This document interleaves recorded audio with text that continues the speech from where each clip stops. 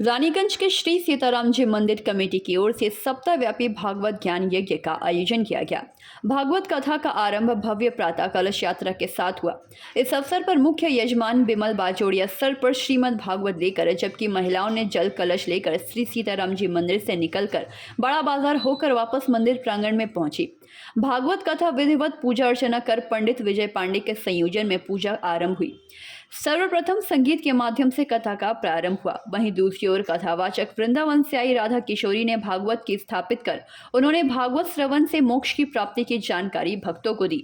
साथ ही भागवत महत्व एवं भगवान श्री कृष्ण की पूजा अर्चना की और भगवान श्री कृष्ण के स्वरूपों को भी प्रदर्शित किया। मेरा नाम राधा किशोरी है, मैं वृंदावन से आई हूँ रानीगंज की पावन धरा पर श्रीमद् भागवत कथा श्रवण कराने के लिए। नवरात्रि का पावन पर्व चल रहा है। रामनवमी महोत्सव रानीगंज में रानीगंज कथा समिति द्वारा मनाया जा रहा है, सीताराम कथा समिति द्वारा मनाया जा रहा है। भागवत कथा का महत्व क्या है, भागवत कथा क्यों सुनी जाती है, आपको मैं बताना चाहती हूँ। भागवत भगवान श्री कृष्ण का स्वरूप है। भागवत प्रत्यक्ष कृष्ण एवं भगवान कृष्ण ही भागवत के रूप में है और कहते हैं भागवत ही एक मुक्ति का साधन है।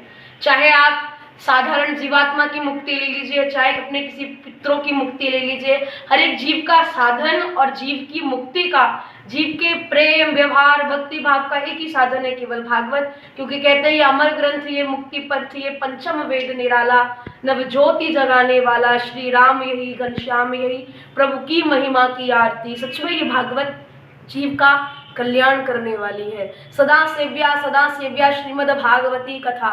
सच में भागवत वही है जो हर जीव का कल्याण करती है। और मेरा प्रयास रहेगा इन 7 दिनों में मैं आप सबके माध्यम से एवं कथा समिति के माध्यम से भगवत भगवान की कृपा से व्यासपीठ के द्वारा जन जन को भागवत का संदेश दूं और हर एक जीवात्मा के बस जीवन का जो सार है, व्यक्ति कैसे जिए, जीवन में उसके सही राह कैसे दिखाई जाए, वो मैं इस कथा के माध्यम से आप सबको बताऊं। युवा पीढ़ी सत्संग धर्म धार्मिक अनुष्ठान के लिए बहुत ज़्यादा आगे बढ़ने लगी है। पहले ऐसा नहीं था, बट अभी ज़्यादा से ज़्यादा मैक्सिमम हम लोग कथा करते हैं तो देखते हैं युवा पीढ़ी सबसे ज़्यादा श्रवण करने के लिए आती है। मानती हूँ इंटरनेट का ज़माना है, पर लोगों की सोच बहुत बदली है। आजकल अपने लोग देखते हैं इंस्टाग्राम पर, फेसबुक पर, यूट्यूब पर ज़्यादा से ज़्यादा लोग धार्मिक अनुष्ठान, धार्मिक भक्ति भावना से ज़्यादा जुड़े लोग वृंदावन जाते हैं, कथा इत्यादि श्रवण करते हैं, मानते हैं कि वो इंटरनेट यूज़ करते हैं, परंतु आजकल लोगों का मन बदला है, युवा पीढ़ी बदली है। युवा पीढ़ी से मैं निवेदन करती हूँ जैसे आप बदलते जा रहे हो और ज़्यादा बदलें, क्योंकि याद रहे यही हमारे जीवन का सार है। माता पिता की सेवा करना, ठाकुर जी की भक्ति से जुड़ना, इसी से हमारा कल्याण होगा। इंटरनेट के माध्यम से इंटरनेट कुछ गलत चीज़ भी दिखाता है तो बहुत कुछ सही चीज़ भी दिखाता है। वो हमारे ऊपर निर्भर करता है कि हम उसमें से क्या अपने लिए पसंद करें, जो हमारे जीवन में जीने का सार है और हमारे जीवन का जीने का ध्येय है। प्रथम दिन कार्यक्रम के दौरान निकाली गई भव्य शोभा यात्रा में पुरुषों ने भी ध्वजा लिए शहर की परिक्रमा की। इस शोभा यात्रा में ऐसा प्रतीत हो उठा मानो यह कोयला नगर वृंदावन में परिणीत हो गई हो। जय श्री राम के नारों से पूरा शहर गूंज उठा। इस अवसर पर कमेटी के सचिव प्रदीप सराया, ललित झुंझुनवाला तथा मॉर्निंग वॉकर सदस्यों की अहम भूमिका रही। सीताराम जी मंदिर में हर साल 7 दिन व्यापी भगवत गीता का आयोजन किया जाता है।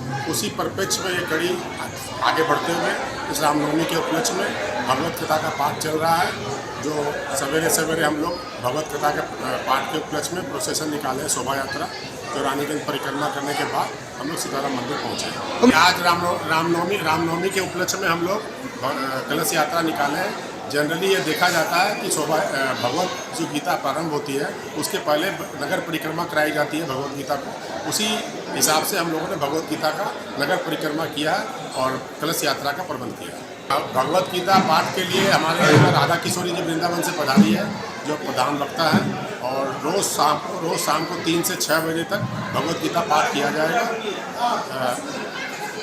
23 तारीख से 29 तारीख तक, और 30 तारीख को हम लोग यहाँ महाप्रसाद की व्यवस्था है दोपहर में। आपका शुभ नाम? मेरा नाम ललित कुमार झुंझुनवाला, कोषाध्यक्ष श्री सीताराम जी मंदिर। रानीगंज से सम्राट दास की रिपोर्ट, PVTV न्यूज़।